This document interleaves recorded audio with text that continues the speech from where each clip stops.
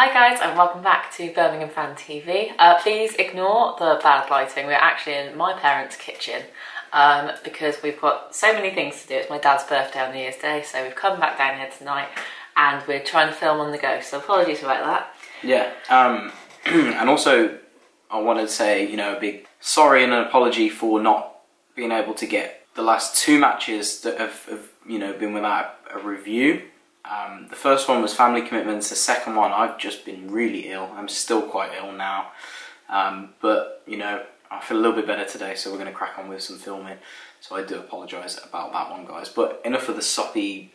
Enough of the apologies. Feeling sorry for myself. Let's crack on. So today, this is our Sheffield Wednesday preview. As I said, it is actually my dad's birthday on New Year's Day, so we will actually be at the match. And I don't think we're going to do anything for it, but we will sort of do a review afterwards. Obviously we won't be there, but we're gonna try and do something.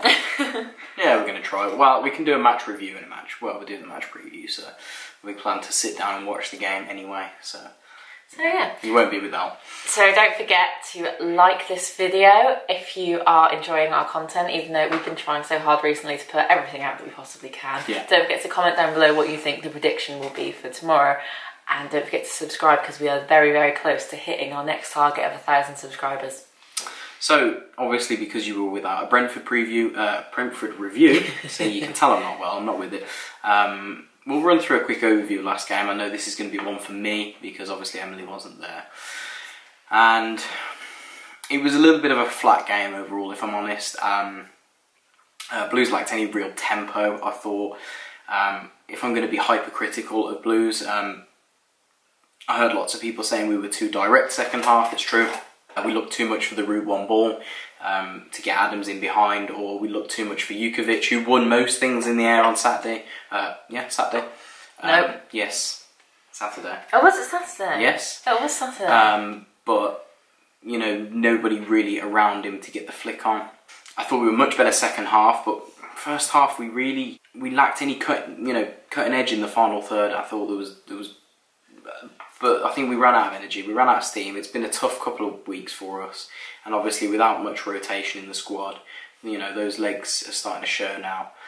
And I think that, it's not going to get any easier for us. I expect us to make changes at West Ham the weekend, but obviously I don't really expect many changes this weekend, so I'm hoping that the boys can recover and come up with something at Wednesday, because this is going to be a tough game.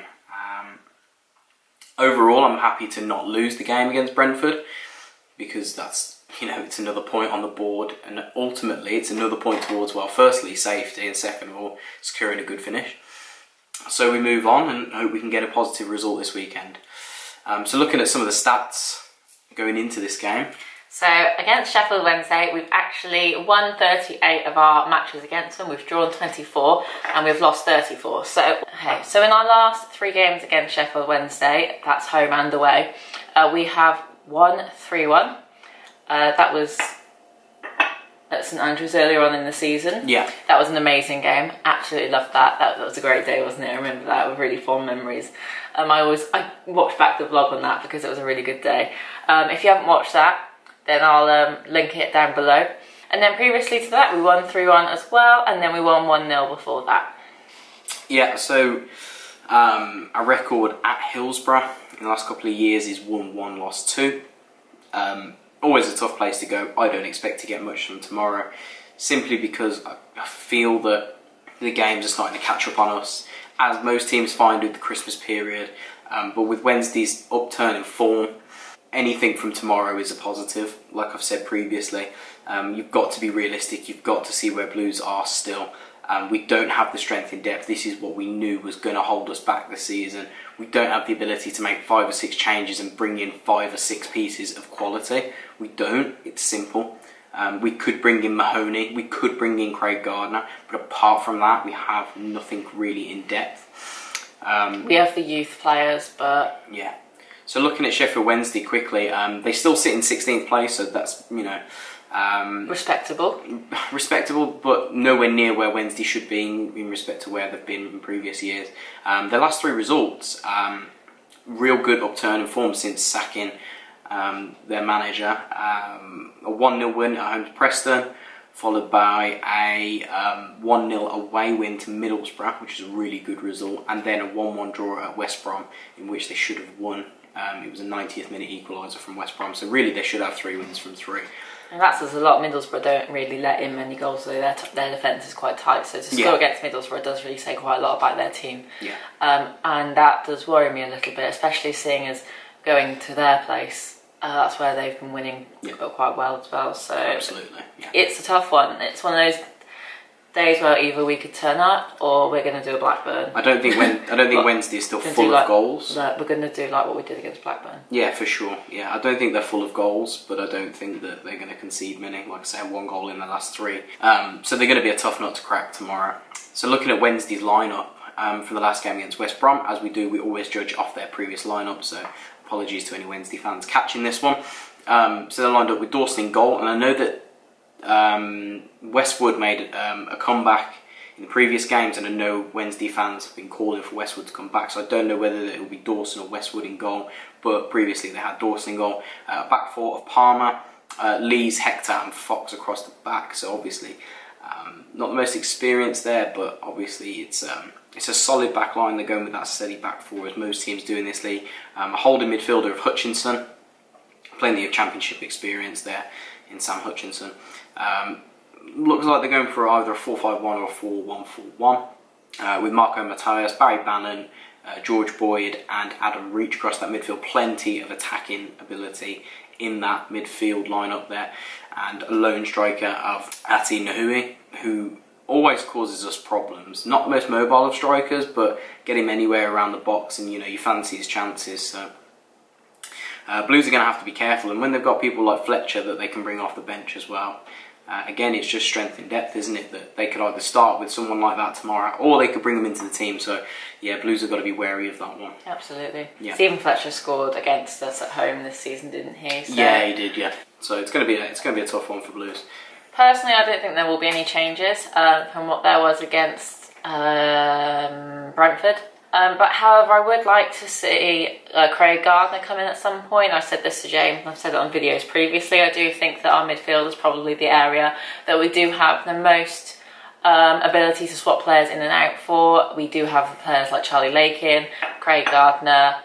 We will have David Davis back in the next few weeks or months. So we have got people coming back in. But I would like to see Craig play tomorrow, because I personally think tomorrow will have to be more of a defensive game, and as good as Keith Bell is, I think Craig has the ability to grab the game by the scruff of its neck like he did against Blackburn and really drag us through to the end. But whether he starts or whether he comes on around the 60th minute like he did against Blackburn is something that would be Monk's decision, I think. I feel like he'll save Craig for the West Ham game, if I'm personally honest. I think he doesn't like to mix things up in the league. I feel like he likes that consistency. Not that Craig's doing anything wrong or isn't good enough to start, because he is.